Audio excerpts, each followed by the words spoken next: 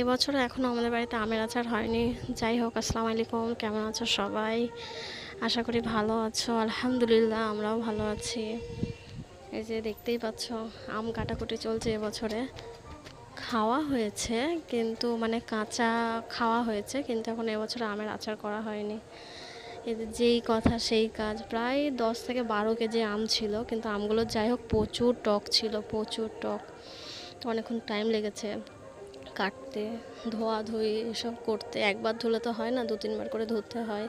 তারপরে 3 থেকে 4 রকমের মানে আচার করার জন্য 3-4 রকমের কাটা হয়েছে, অনেক টাইম লেগেছে।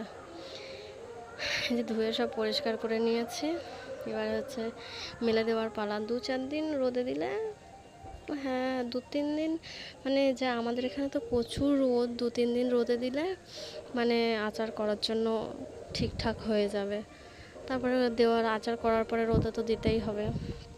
এই যে যেগুলো এই যে ছোট ছোট করে ঢালছে, এগুলো হচ্ছে একটা জেলি টাইপের হবে, যেটা রুটি দিয়ে খাওয়া যাবে, মানে সমস্ত রকম রুটি দিয়ে খাওয়া যাবে আর কি, এরকম একটা করা হবে।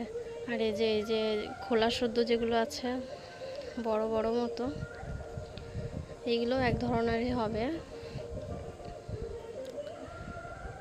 এই যে এগুলো তো ছোট ছোট, এগুলো হচ্ছে এক ধরনের। এই যে বড় এগুলো দেখছো, এগুলো হচ্ছে আম তেল করা হবে, মানে সব কিছু মশলা মাখিয়ে তেলের মধ্যে দিয়ে রেখে দিতে হবে।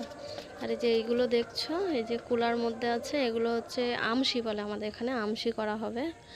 হচ্ছে শুকিয়ে রেখে দেবে, যেদিন আমশি করবে আবার সেদিন মানে রাতে ভিজালে সকালবেলা আচার করা যাবে, এটা সঙ্গে সঙ্গে খাওয়া যায় সঙ্গে সঙ্গে করে। আর এইগুলো হচ্ছে, এটাও একটা আমের আচার হবে, এটা হচ্ছে মোটা মোটা কাটা। যাই হোক, পরে দেখা হবে আবার।